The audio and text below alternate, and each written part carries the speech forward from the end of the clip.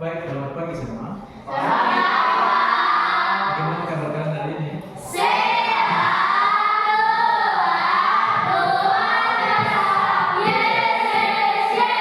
Terima kasih. Baik, hari ini ada pembelajaran yang sangat menarik. Jadi seperti yang ada di layar, kita belajar mengenai literasi algoritma dan konten digital. Tetapi sebelumnya, kalian pasti pernah mendengar mengenai AI atau kecerdasan artifisial. Pernah kan? Jadi memang secara tidak langsung sebenarnya kecerdasan artifisial ini sudah pernah kita gunakan di kehidupan sehari-hari. Contohnya loh, kalau misalnya kita menggunakan handphone, kan biasanya ada yang dinamakan dengan fingerprint kan? Lalu HP kita nanti bisa langsung terbuka. Jadi itu salah satu teknologi contoh bagaimana kecerdasan artifisial yang ada di dalam kehidupan kita sehari. Kemudian pasti kalian pernah memakai internet, mungkin mencari sesuatu ya kan? Lalu kita nanti akan cari, lalu diproses, lalu muncul hasil yang kita cari. Itu salah satu kecerdasan AI atau kecerdasan artifisial. Dan itu yang akan kita bahas pada hari ini. Kira-kira menarik atau tidak? Jadi kita akan lanjutkan. Tujuan pembelajaran kita pada hari ini ada beberapa. Yang pertama, memahami cara berpikir komputasional. Kedua, bisa mengolah dan menyajikan data. Tiga, membuat algoritma sederhana dan membuat konten digital yang menarik. Dan menyebarkan dan merefleksikan konten. Jadi pembelajaran hari ini tidak jauh-jauh dari yang namanya teknologi. Kemudian kita perlu tahu apa yang namanya berpikir komputasional. Berarti hampir sama katanya dengan komputer. Kira-kira apa ini? Ada yang bisa menebak? Jadi cara berpikir seperti komputer berpikir itu namanya berpikir secara komputasional. Jadi berpikir komputasional ini sekali lagi bagaimana cara kita memecahkan masalah atau berpikir seperti komputer berpikir. Lalu pertanyaannya bagaimana caranya? Oke, kita lanjut. Ada 4 langkah utama dalam berpikir komputasional ini. Ada di layar 4. Yang pertama yang dinamakan dengan dekomposisi. Apa artinya itu? Kedua, pola, yaitu mencari kesamaan dari data. Ketiga, abstraksi. Apa itu? Ambil algoritma abaikan dan tidak perlu. Dan terakhir, algoritma, yaitu susun langkah sistematis untuk solusi. Ya, jadi itu 4 pola minimal yang dihasilkan dari berpikir komputasional. Sekali lagi, dekomposisi memecahkan masalah besar menjadi kecil. Jadi sistem internet atau komputer itu biasanya memecahkan masalah. Dia akan mengurangi masalah-masalah yang besar sehingga dia bentuk pola menjadi masalah-masalah yang kecil. Kemudian kalau kita misalnya mencari di internet, maka yang muncul adalah contoh misalnya kita ketikkan pendidikan. Yang muncul di internet yang berhubungan dengan pendidikan. Jika kita nanti memilih mana yang maksud kita yang lebih kita cari ya. Jadi kan muncul misalnya pendidikan ada di situ yang dari Kementerian kementerian, ada juga yang dibuat oleh sekolah-sekolah. Jadi kita cari ya kan. Iya. Jadi itu adalah sebenarnya sudah banyak kita lakukan sebenarnya dalam kehidupan kita sehari.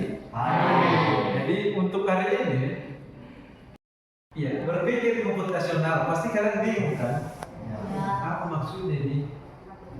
Jadi secara sederhana ada contoh memang yang sudah persiapkan. Jadi kalau secara sederhana berpikir komputasional ini adalah berpikir seperti komputer saat menyelesaikan masalah. Artinya kita belajar memecahkan masalah besar menjadi bagian kecil, mencari pola yang sama, membuang hal-hal yang tidak penting dan mendapatkan solusi. Contohnya adalah kalau kita mau membuat mie instan. Pernah kalian membuat mie instan, memakan mie? Pernah. Jadi berpikir komputer ini bukan berbicara mengenai bagaimana buatkan mie kasih di depan saya, tidak. Tetapi yang maksudnya adalah bagaimana dia membuat langkah-langkah. Tentu kan kalau kita makan mie itu kan tidak langsung tersedia di atas meja. Apa yang harus kita lakukan? Pertama dulu misalnya kalau di lantai ini kita merebus air, masak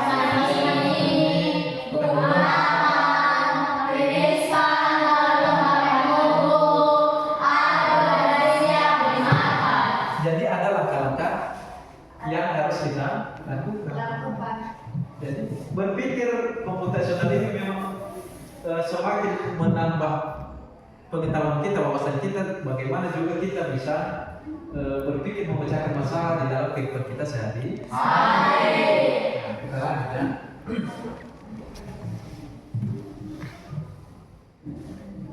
Jadi untuk mendapatkan pola berpikir komputasional ini ada yang dinamakan dengan pengolahan data. Kalau kita perhatikan, data ini bisa berupa angka atau kuantitatif atau kategori atau yang sering dinamakan dengan kualitatif. Kemudian data ini diperoleh dari sumber asli, primer atau dari pihak lain. Kemudian data harus dibersihkan dari kesalahan, duplikasi atau nilai kosong dan data yang lagi membantu kita mengambil keputusan. Jadi kan kalau kita mencari-cari informasi misalnya di internet, kan muncul berupa informasi di situ, ada yang sifatnya angka ya, ada juga yang bersifat apa? Kategori. Kalau misalnya kategori apa? Misalnya kalimat-kalimat, materi ya kan? Itu huruf yang menjabarkan banyak hal di dalam internet itu.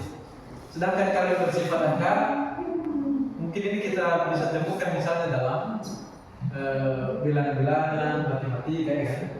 Jadi itu. Kemudian kita bisa memperoleh data itu dari sumber yang asli.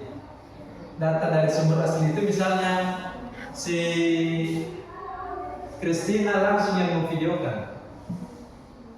Lalu bisa saja juga ada data yang kita peroleh bukan dari si Christina yang asli tadi. Misalnya si Boy dia copy video si Iren lalu digabungkannya dengannya dan itu bisa dinamakan dengan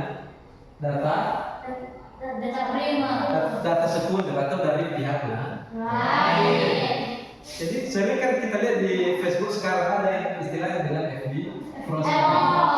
Kadang-kadang kan bukan kita yang membuat konten, tetapi kita bisa ambil konten dari orang lain. Jadi itu mengenai kontennya. Kemudian lanjut, produksi konten digital. Konten digital ini kan banyak yang kita temukan dalam kehidupan kita. Bisa berupa teks, gambar, kemudian video, ada juga yang suara ya kan? Dan yang paling menarik mungkin yang sering kita lihat itu yang bersifat animasi. Yang suka menonton animasi di sini. Apa misalnya contoh-contoh yang bersifat animasi ini? Ada film apa? Naruto kan? Iya. Ada film Ipin, Boy. Boy. Dan itu tentu sangat menarik bagi kalian karena kalian sudah dalam masa anak-anak menuju remaja. Gitu. Kemudian konten-konten ini harus disesuaikan dengan target. Siapa target kita di sini? Kalau kita membuat konten, target kita adalah siapa yang mau mendengarkan kita. Contohnya, kalau misalnya Bapak buat konten berarti teman-teman Bapak misalnya kan ada mantan siswa ya kan? Ya. Ada juga teman-teman dekat yang sudah saling mengenal. Berarti kita harus target, sama mereka nanti kita akan kirimkan, mereka akan beli. Untuk menjangkau audiens harus sesuai dengan pendengar atau audiens kita. Kemudian yang perlu kita tahu lagi bahwa untuk membuat konten digital itu juga kita harus menggunakan desain yang menarik. Jadi supaya orang yang melihat juga dia bisa mengerti dan juga tertarik terhadap isi daripada konten kita. Kalau misalnya kita kasih video kan, bisa kita tambah teks atau animasi atau gambar yang mendukung konten kita itu bisa lebih menarik. Kemudian kita harus memastikan pesan yang kita sampaikan itu jelas dan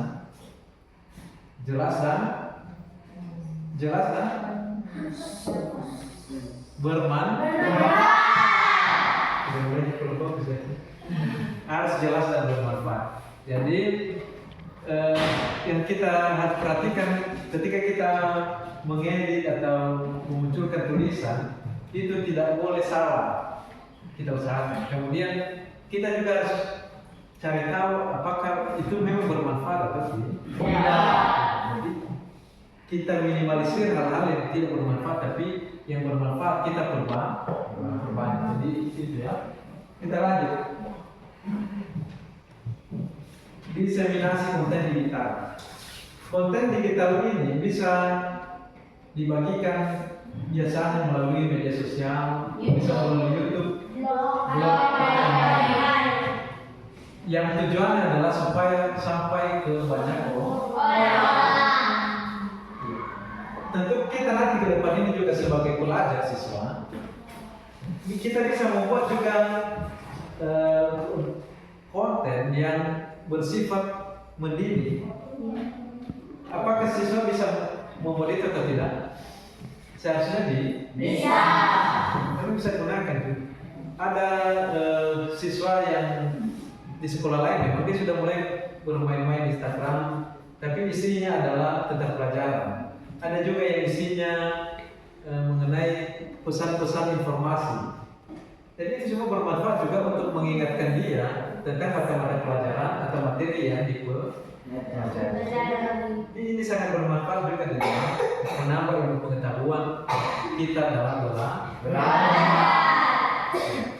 Jadi untuk melakukan ini kita harus menggunakan alat analitik untuk melihat apakah konten kita itu efektif atau tidak. Jadi kesimpulan dari pembelajaran kita yaitu yang pertama bahwa dengan berpikir komputasional kita bisa mengolah data dengan baik. Konten digital harus menarik, jelas dan bermanfaat. Dan konten yang bagus perlu dibagikan agar memberikan dampak positif kepada banyak orang. Jadi demikianlah materi kita dan berikan aplaus untuk kita semua.